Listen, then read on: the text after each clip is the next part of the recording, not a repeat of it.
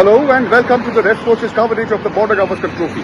This is Atreyo bringing you the update from outside the Narendra Modi Stadium in Ahmedabad.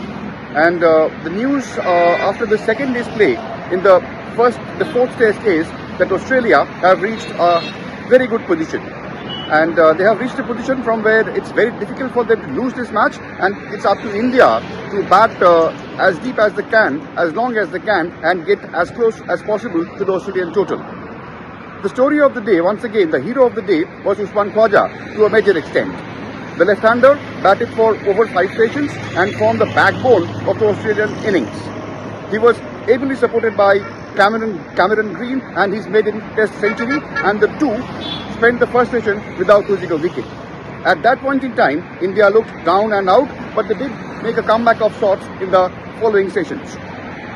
What hurt India more was the 9th wicket partnership between Lyon and Todd Murphy.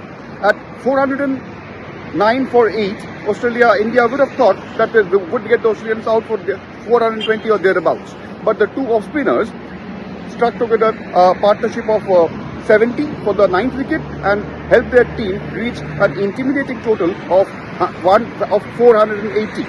That 9th wicket partnership hurt India quite a bit. With due credit to the Australian batters, Indian bowlers didn't really make things tough for them.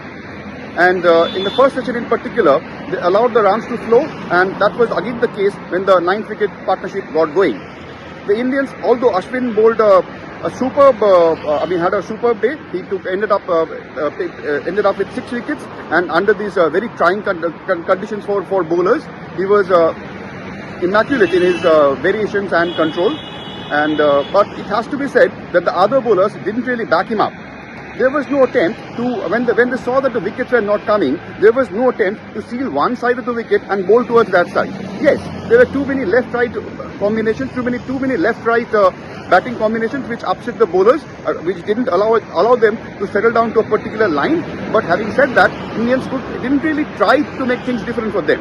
They went with the flow, and instead of, as I said, that instead of backing one side of the wicket, either leg or off, and bowling to that side, they didn't do that. And the fast bowlers in particular were guilty of gifting away too many run-scoring balls.